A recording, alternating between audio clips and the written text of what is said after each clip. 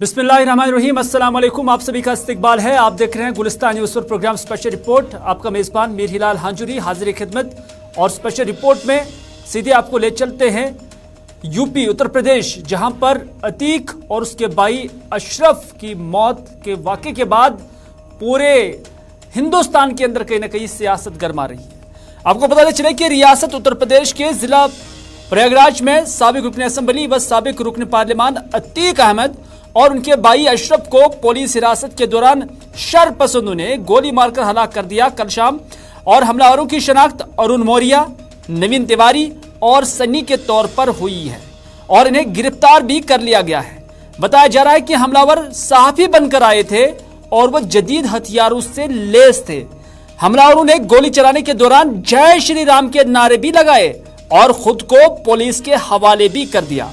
इस वाक़े के बाद वज़ीर आला योगी आदित्यनाथ ने एक आला सतही मीटिंग तलब की और पूरी रियासत में हाई अलर्ट कर दिया और आला पुलिस एहलकारों को गश्त करने का भी हुक्म दिया गया है। और इस दौरान इस सारे मामले की जांच के लिए एक 3 रुकनी कमेटी भी तश्कील दी गई है, जिसमें यूपी के 3 बड़े IPS अफसरान को जो है इस कमेटी का हिस्सा बनाया गया है।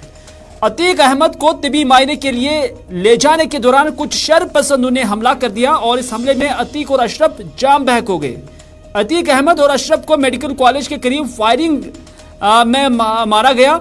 जिस वक्त ये हमला हुआ, दोनों को तफ्तीश के लिए ले जाया जा रहा था। दूसरी जानिब समाजवादी पार्टी हो, कांग्रेस हो और बहुजन समाज पार्टी के हेडक्वार्टर के आसपास भी कसीर तादाद में पुलिस की भारी नफरी को तैनात किया गया। इस दरमियान अतीक अहमद और अशरफ के कत्ल पर सवाल भी उठने शुरू हो गए हैं। पूरे मुल्क भर से योगी हुकूमत पर सवालात उठने शुरू हो गए हैं। यूपी पुलिस के साथ मुकाबले में 2 रोज कबल ही अतीक के बेटे असद की हलाकत और गुज़श्ता रात अतीक और भाई अशरफ की हलाकत के बाद डॉन अतीक का खानदान तकरीबन खत्म हो चुका है। अतीक की अहलिया शाइस्ता परवीन, जिस पर 50,000 रुपए का इनाम है, मफरूर है और इसके 2 बेटे उमर और अली जेल में कैद है। इसके अलावा 2 नाबालिग बेटे पुलिस की कड़ी निगरानी में चिल्ड्रन प्रोटेक्शन होम में रह रहे हैं। उमेश पाल और 2 पुलिस वालों के 24 फरवरी के किए गए कत्ल के बाद अब तक बेटा असद और साथी अरबाज, विजय चौधरी उर्फ उस्मान और गुलाम हसन समेत अतीक की तरफ से इसको मिलाकर मजमूई तौर पर 6 अफराद मारे जा चुके हैं। अतीक और अशरफ को गुज़श्ता शब 3 हमलावरों लवलेश तिवारी, सनी और अरुण मौर्य ने हलाक कर दिया। और इस तरह से वज़ीर आला ने 3 रुकनी अदालती कमीशन की तश्कील का हुक्म दिया है और इसके साथ ही 17 पुलिस एहलकारों को मुअत्तल कर दिया गया है। रियासत के सभी अजला में दफा 144 नाफिज कर दी गई है और साथ में पुलिस की गश्त भी बढ़ा दी गई है। वहीं आला अफसरान की तश्कील करदा कमेटी के साथ मीटिंग करने का भी हुक्म दिया गया है। वाज़ह रहे कि साबिक रुकन पार्लियामान अतीक अहमद पर चांद बाबा के कत्ल का इल्जाम भी था। वहीं अतीक के भाई अशरफ को राजीव पाल ने BSP की टिकट से शिकस्त दी थी, जिसके बाद राजीव पाल का कत्ल हुआ था और इस कत्ल का इल्जाम अतीक और अशरफ पर आयद हुआ था, जिसका मुकदमा चल रहा था। इसी केस में उमेश पाल गवाह थे, जिसका कत्ल गुज़श्ता माह हुआ था, जिसमें अतीक के बेटे असद और गुलाम का एनकाउंटर हुआ, जिसमें दोनों हलाक भी हो गए हैं। उत्तर प्रदेश के जिसे इलाहाबाद कहते थे, प्रयागराज आज कहते हैं, में पुलिस के सामने अतीक अहमद और इसके भाई अशरफ के कत्ल के बाद कई संगीन सवालात उठ रहे हैं। सवाल यह है कि कानून की हुक्मरानी में कैमरे के सामने खुलेआम किस तरह गोली मार दी गई।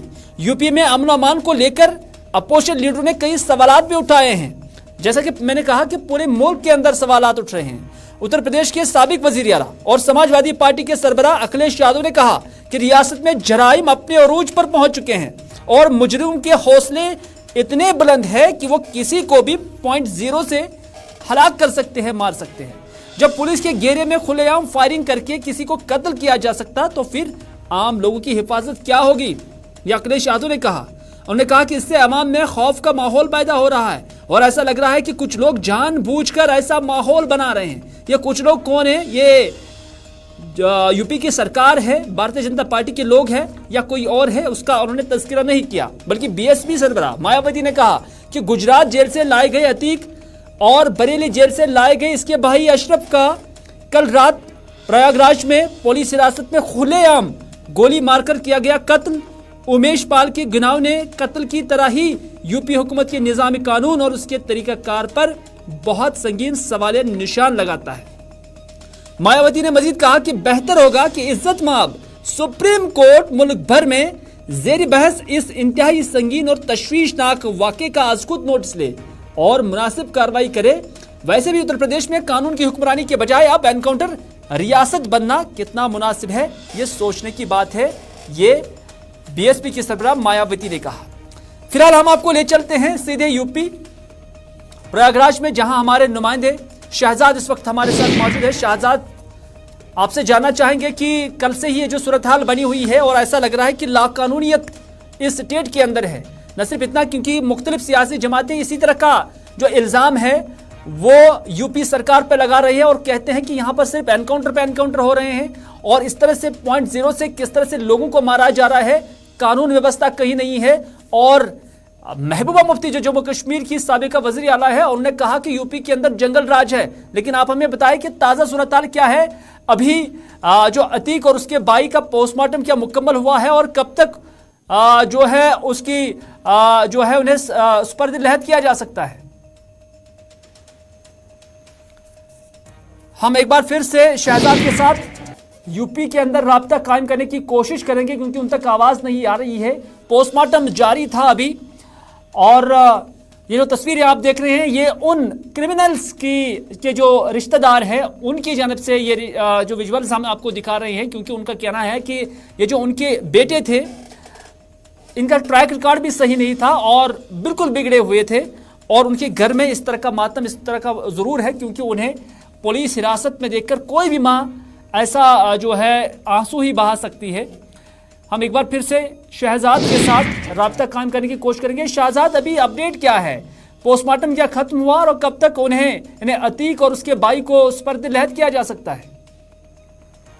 देखिए, सुबह से यहाँ पर जो है पुलिस का जमावड़ा लगा हुआ है। अभी पुलिस के अधिकारी यहाँ पर मौके पर मौजूद हैं और हम खड़े हुए हैं इस समय जो अतीक अशरफ पे हत्याकांड हुआ था कल, उसके जो बेहद मुख्य आरोपी है लवलेश तिवारी, उसके मकान के सामने खड़े हुए हैं और यहाँ पर पुलिस द्वारा उसका बयान लिया गया है और उसके परिजनों से पूछताछ करी जा रही है। वहीं उनका भी कहना है कि लड़के से हमारा कोई मतलब नहीं है, वो हमारे घर आता जाता भी नहीं था, कभी कभार ही आता था और हम लोग से कोई लेना देना नहीं, जिससे हमको परेशान न किया जाए।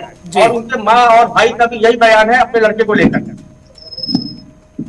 शहजाद, अभी सूरत हाल क्या है? कुछ एक अजला के अंदर दफा 144 भी लगाया गया था और उसके साथ साथ मुमकिन तौर पर हालात को काबू करने के लिए सिक्योरिटी फोर्सेस की इजाफी तैनाती भी अमल में लाई गई थी। तो अभी सूरत हाल किस तरह का है?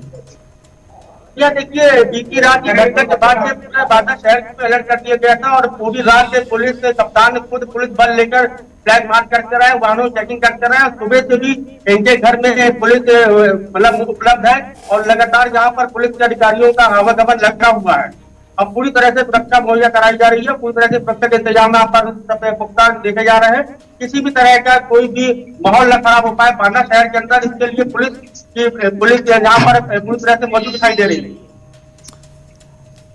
तो कब तक अतीक और उसके भाई को सुपर्द लहद किया जा सकता है? आखिर उस बाद उनके अंजाम दिए जा सकते हैं? क्योंकि अभी मुझे खबर मिल रही है कि उनका पोस्टमार्टम अभी चल ही रहा है, तो क्या मुमकिन है कि आज शाम तक उन्हें सुपर्द लहद किया जा सकता है? या अभी तो देखिए, डॉक्टरों की 5 सदस्यीय टीम ने प्रयागराज के अस्पताल में वो पोस्टमार्टम हाउस में पोस्टमार्टम कर दिया गया था और उसके बाद संभावना जताई जा रही है कि आज शाम को ही उनका अंतिम संस्कार कर दिया जाएगा। और वहीं पर देखा जाए गुड्डू मुस्लिम जो फरार चल रहा था 5 लाख का इनामी, गिरफ्तार कर लिया गया है और जो अतीक अहमद की जो पत्नी है साहिस्ता, उनके भी हाजिर होने की संभावना है कि वो भी मौके पर पहुंच सकती है। बहुत बहुत शुक्रिया शहजाद जानकारी देने के लिए। उत्तर प्रदेश से हमारे नुमाइंदे शहजाद हमारे साथ बात कर रहे थे। लेकिन जो सूरत हाल वो बता रहे हैं कि उसके साथ साथ सियासी सूरत हाल क्या है इस मामले को लेकर, क्योंकि अतीक कोई आम इंसान नहीं है। जहां उसे डॉन के नाम से भी जाना जाता था और डॉन भी तस्वर किया जाता, वहीं पर वो मेंबर पार्लियामान भी रहे हैं, रुकने असेंबली भी रहे हैं और यूपी के अंदर उसका नाम भी चलता था। काफ़ी वक्त से उस पर केस भी चल रहे थे, लेकिन प्रयागराज का रहने वाला था, जिसे इलाहाबाद भी कहते हैं। अतीक और अशरफ प्रयागराज के रहने वाले थे। प्रयागराज में अतीक का कत्ल हुआ है। हमलावर जो थे वो हमीरपुर से थे, काशगंज से थे, बांदा थे, तीनों हिंदू थे। और जब उन्होंने अतीक और उसके भाई अशरफ का कत्ल किया, बेईमाना कत्ल किया, तो उस वक्त उन्होंने जय श्री राम के नारे भी लगाए थे और उसके बाद अपने आप को पुलिस के हवाले कर दिया है। इस वाकये के बाद सियासत भी तेज हो गई है। भारतीय जनता पार्टी से धर्मवीर प्रजापति का बयान आया है। उन्होंने कहा कि अतीक ने लोगों के जमीन पर कब्जा किया था, उसको बद्दुआ लग गई है। यानी नैरेटिव आप देख सकते हैं कि बीजेपी का किस तरह का है। रामगोपाल यादव जो कि समाजवादी पार्टी का है, उन्होंने कहा है कि मीडिया ने अतीक को गैंगस्टर बना दिया है। तो इस तरह से कातिलों के गुनाहों की, जो कातिलों का जब हम जिक्र करते हैं, उनके गुनाहों की हिस्ट्री भी बहुत लंबी है। वो जय श्री राम के नारे भी लगाते हैं, लेकिन उनकी हिस्ट्री काफी तारीख भी है। कुछ एक अखबारी बयानात या रिपोर्ट्स ये भी बता रहे हैं कि बजरंग दल से इनका ताल्लुक था। कई एक पर कई मामले दर्ज भी हैं, कई बार जेल भी गए हैं। लेकिन जो सियासत का जिक्र हम करते हैं तो आसिफ इस वक्त मेरे साथ है। आसिफ, आपका इस्तकबाल है। जानना चाहेंगे कि एक तरफ समाजवादी पार्टी कहती है कि अतीक को गैंगस्टर बनाने में मीडिया का रोल है, मीडिया ने ही उसे गैंगस्टर बनाया है। दूसरी जानिब धर्मवीर प्रजापति का बयान है कि अतीक ने लोगों की जमीनें खाई थी, जिसकी वजह से उसे बद्दुआ लगी है। क्या नैरेटिव अब बिल्डअप हो रहा है? कई साल 2024 से पहले ये कोई मश्क तो नहीं है?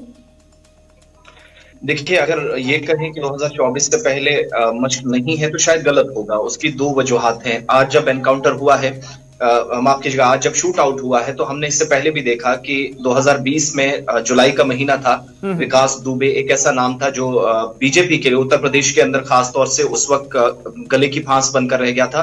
परेशानी का सबब उस वक्त वहां की हुकूमत के लिए बना था। और जब जुलाई 2020 के पहले हफ्ते में उसकी मौत होती है, फिर इस पर कितने बड़े पैमाने पर सियासत पूरी स्टेट के अंदर और दिल्ली तक की गई। और सिर्फ एक साल बाद जब रिजल्ट आए तो नताइज हमने जो तवक्का थी, अपोजिशन जो कुछ कह रहा था उसके उल्ट गए सारे रिजल्ट्स, यानी दोबारा से योगी आदित्यनाथ की सरकार बनी।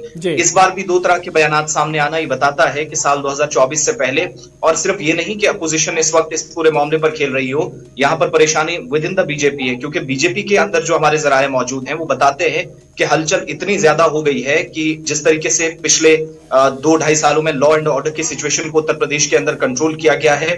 और ये एक मुहावरा भी जो काफी ज्यादा बोला जाता है या जिस पर ज्यादा तवज्जो दी जाती है कि दिल्ली आने का जो असली रास्ता है वो उत्तर प्रदेश का है।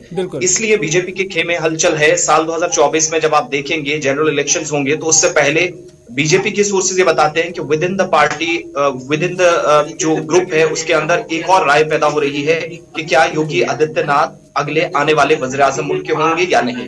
कुछ लोगों का ख्याल था कि 2029, लेकिन बेशतर लोग ये मानते हैं कि मौजूदा कार्रवाइयां, मौजूदा काम, उनकी कारकर्दगी को सामने रखते हुए आज इस बात को यकीनी बनाया जाए कि उनको कम से कम एक्सपोजर मिलना चाहिए। और जब ये वाकया पेश आया है, ये जब हुआ है, ये कोई मामूली कोई एनकाउंटर पहले जो हुआ वो नहीं था। आज का जो वाकया पेश आया कोई छोटा मोटा नहीं वाकया इस तरह का था।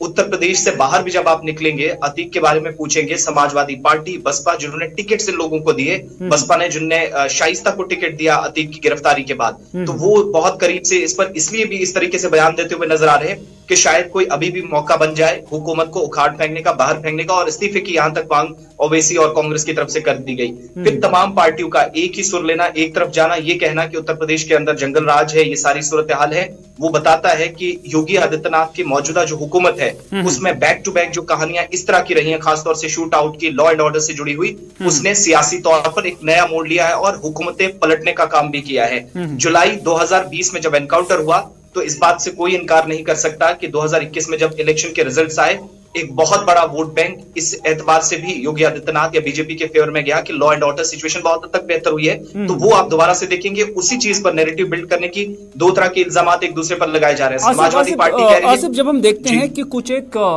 मीडिया रिपोर्ट्स ही सही बल्कि कुछ जो पॉलिटिशियंस के बयान भी मैंने सुने, तो उनका कहना है कि आज तक कभी कभार ही देखा गया कि जब कोई गैंगस्टर आ रहा हो और इतना बड़ा जो गैंगस्टर हो जिसका नाम अतीक रखा गया है, और वो आ रहा होगा और फिर मीडिया कवरेज कर रहा होगा और पुलिस मुतहरिक नहीं होगी, और उसके साथ साथ जो शूटर्स हैं उनको इजी एक्सेस होगी, और ये सारा जो लग रहा है कि सिक्योरिटी चूक तो नहीं है, या कुछ जो इल्जामात यूपी की सरकार पर भी लग रहे हैं कि जानबूझकर किया जा रहा है, तो इसकी तरफ भी तो इशारा तो नहीं लग रहा है। देखिए, पहली बात तो यह है कि इस तरह का इंसिडेंट अगर ये कहें कि अपनी नौयत का पहला है, वो गलत है। पहले भी पुलिस कस्टडी में इस तरीके से शूट आउट हुए हैं, लोग मारे गए हैं। मगर मैं कल का ही इंसिडेंट या 2 दिन पहले पीछे चले जाए, रोहिणी कोर्ट के अंदर एक मुलजिम को लाया जाता है, उसकी पेशी उस दिन होनी थी और वहां पर हमारी जानकारी के मुताबिक सिर्फ 2 पुलिस वाले उसके साथ थे। जब फायर उस पर ओपन हुआ उसके दुश्मनों की तरफ से, तो जवाबी कार्रवाई पुलिस ने तकरीबन, एक भीड़ बहुत ज्यादा थी, मजमा लोगों का था, उसके बीच में करके गोली मारने। आसिफ, बात यह है कि अतीक पहले से ही यह खदशा जाहिर कर चुका है कोर्ट के अंदर कि उनकी सिक्योरिटी को लेकर खतरा है, उनकी जान को खतरा है, और ये खदशा जाहिर करने के बावजूद उन्हें मुकम्मल सिक्योरिटी नहीं दी जाती है।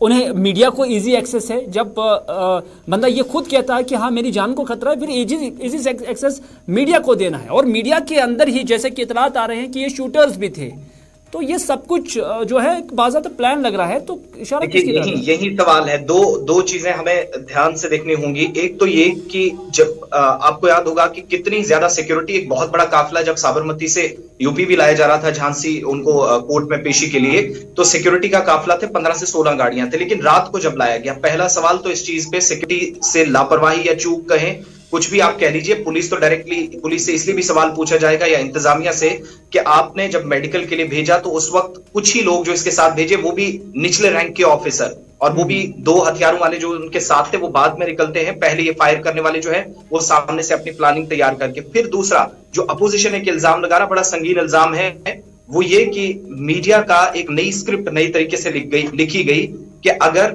जवाब में ये कहा जाए पुलिस की तरफ से, तो वो खुद को बचा सके कि अगर हम जवाबी कार्रवाई करते तो किसी मीडिया वाले को गोली लग सकती है।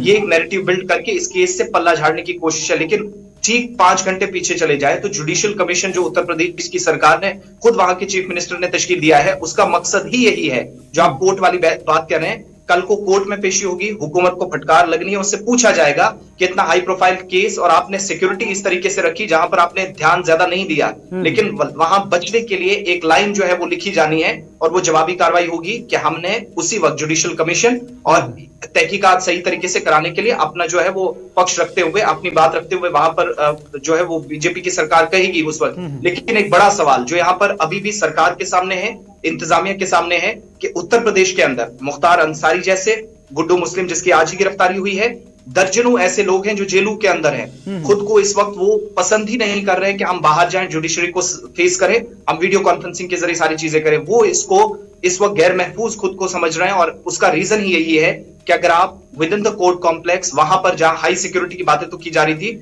लेकिन पुलिस ने, फिर आप जो वीडियोस आप साथ साथ दिखा रहे हैं उसमें एक चीज बड़ी ध्यान से आप देखेंगे, तो जब गोली चलती है, कनपट्टी पर अतीक की गोली रख दी जाती है, bullets back to back fire किए जाते हैं, 1 दर्जन से ज्यादा गोलियां चल जाती है, पुलिस गायब हो जाती है, हाथ ऊपर उठाए जाते हैं, और फिर जब हथियार वो छोड़ते हैं फिर पुलिस वापस आती है। और यही सवाल एक उस शख्स से हमने पूछा जो वहां पर मौके पर मौजूद था, जो एक बड़े चैनल के साथ काम करने वाला है।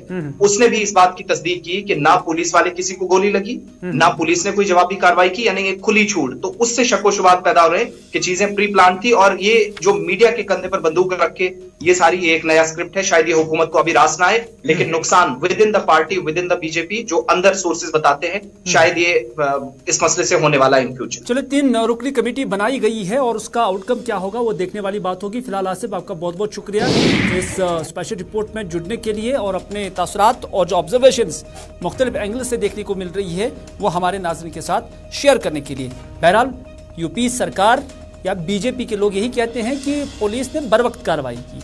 कार्रवाई क्या हुई है कि ये 17 पुलिस एहलकारों को फिलहाल मुअत्तल किया गया है, और उस वक्त एक्शन क्यों नहीं ली गई है, फौरन एक्शन क्यों नहीं ली गई है, सवालात कई तरह के हैं। अब देखने वाली बात तो यह होगी कि यूपी सरकार इस हवाले से कैसे अपने आप पर जो इल्जामात है उस पर क्लियर कर जाती है या जवाब देती है, और साथ ही साथ जो 3 रुकनी कमेटी बनाई गई है उसकी रिपोर्ट क्या कुछ आ जाती है। चलो, यूपी के अंदर तो ये सूरत हाल चल रही है, लेकिन इसी सूरत हाल को लेकर जम्मू कश्मीर की साबिका वज़ीर आला और PDP सदर महबूबा मुफ्ती का भी ट्वीट आया है। महबूबा मुफ्ती ने अपने ट्वीट में कहा है कि उत्तर प्रदेश अनारकी और जंगल राज में चला गया है। यानी जंगल राज और अनारकी का लफ्ज जो है वो महबूबा मुफ्ती ने इस्तेमाल अपने ट्वीट के अंदर किया है। उन्होंने कहा कि लाकानूनियत है यूपी के अंदर और वहां पर जंगल राज चल रहा है। उन्होंने कहा कि जय श्री राम के नारों के दरमियान कोल्ड ब्लडेड मर्डर और लाकानूनियत का जश्न भी मनाया जा रहा है। महबूब मुफ्ती ने कहा कि यह दरअसल पुलवामा हमले और बदअनवानियों के बारे में सत्यपाल मलिक की जो तहलका खेज इंकशाफात थे उससे तवज्जो हटाने की एक चालाक कोशिश है। यानी महबूब मुफ्ती के ट्वीट का जब हम ऑपरेशन करते हैं तो पता चलता है कि उन्होंने इल्जाम सरकार पे ही लगा है और सरकार पे यह इल्जाम है कि जब सत्यपाल मलिक ने तहलका खेज इंकशाफात किए हैं पुलवामा मामले को लेकर, जहां 40 के करीब सीआरपीएफ एहलकारों को जाम-बहक किया गया था और उस पर जो नैरेटिव फिर बीजेपी सरकार ने बिल्डअप किया है उसे सत्यपाल मलिक ने किसी हद तक डाउनग्रेड किया है। और दूसरी जानिब वजीर आजम पर जो करप्शन के तई फ्रेंडली होने का इल्जाम लगा था तो उन्होंने कहा, महबूब मुफ्ती का कहना है कि यह दरअसल उन्हीं जो इंकशाफात है उनसे तवज्जो हटाने की एक कोशिश है और ये चालाक कोशिश है।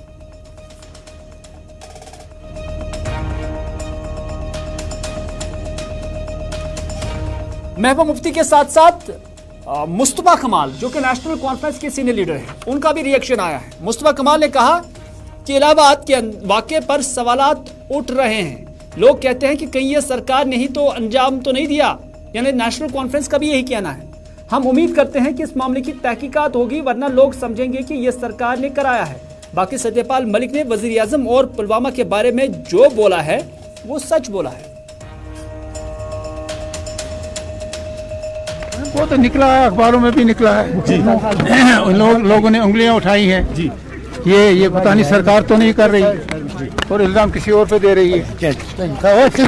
जो भी एनकाउंटर हुआ है हम उम्मीद रखते हैं कि इसकी तहकीकात होगी, अहसन तरीके से तहकीकात होगी और जो हकीकत है वो लोगों के सामने लाई जाएगी। क्या समझते हैं आप? नहीं तो ये समझा जाएगा ये सरकार ने किया सर, ये नहीं तो समझा जाएगा ये यूपी की सरकार ने किया है। सर सतपाल मलिक अगर इसकी तहकीकात नहीं होगी और वो भी गैर जानिबदार लोगों को कमीशन की सुपुर्द किया जाएगा। सर सतपाल मलिक के हवाले से इंटरव्यू दिया करण था, ठीक बोला सर सतपाल मलिक ने ठीक बोला, सही बोला, सही बोला।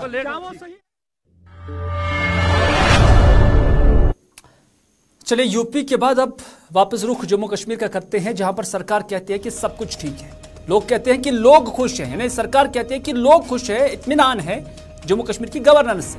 लेकिन आज ईद से कबल जो चहल पहल बाजारों के अंदर हुआ करती थी वो चहल पहल कहीं नहीं। आज बाजारों के अंदर जो दुकानदार है वो हाथ पे हाथ धरे बैठे हैं। वो कहते हैं कि ग्राहक की नहीं है, खरीदारी नहीं है, खरीदारी नहीं हो रही है, बैठे हैं, क्राइसिस चल रही है, ये दुकानदार कहते हैं।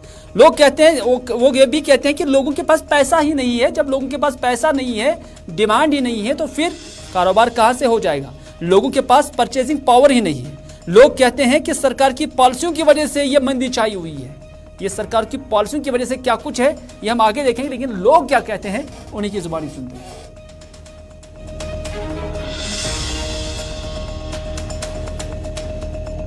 बदकिस्मती से कि अभी आप देख रहे हैं कि खाली मार्केट पड़ा हुआ है, क्योंकि मार्केट में रश नहीं है, भीड़ नहीं है, कोई भी कस्टमर की परचेज पावर ही नहीं है। अब ये परचेज पावर में क्या करें हम कि मतलब आजकल जो महंगाई बढ़ रही है उस वजह से भी एक इसमें ये भी है। दूसरी बात ये है कि मतलब जो स्मार्ट सिटी का प्रोग्राम इन्होंने चलाया हुआ है इसकी वजह से भी हमें कस्टमर्स को यहाँ पे आने में दिक्कत हो रही है, क्योंकि हर एक के पास यहाँ आजकल गाड़ियाँ हैं, क्योंकि गाड़ियों के पार्किंग के लिए फैसिलिटीज़ नहीं अभी है। रोड आप देख रहे हैं कि मतलब कैसे ब्लॉक पड़े हुए हैं। रोडों का प्रॉब्लम आप ये देख रहे हैं कि मतलब रोडों की हालत क्या हो गई है। और सबसे बड़ी बात ये भी है कि मतलब लोगों के पास पैसा नहीं है।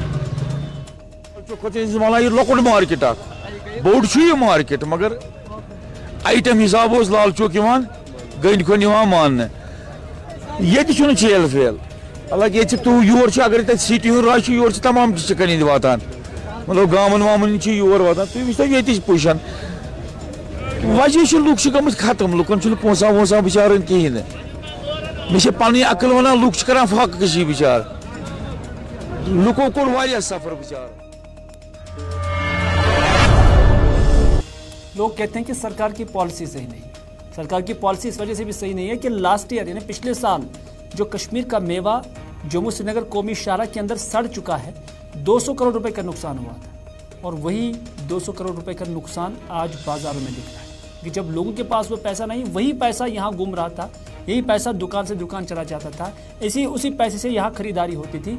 वरना यहाँ कौन से रिसोर्सेज हो रहे हैं कि जहाँ से ये पैसा यहाँ मार्केट के अंदर गश्त करता है। लोग यही कहते हैं कि सरकार की पॉलिसियाँ नहीं है, सरकार सिर्फ झूठ बोलती है, सरकार की गलत पॉलिसियों की वजह से ही बाजारों के अंदर ये मंदी छाई हुई है। तो नाज़रीन, आज के इस स्पेशल रिपोर्ट में बस इतना ही। अपने मेज़बान मीरहिलाल हांजरी को दीजिए इजाज़त इस वादे के साथ कि अगर ज़िंदगी रही तो आपसे फिर होगी मुलाकात। तब तक के लिए खुदा हाफिज़, फ़ी अमान अल्लाह।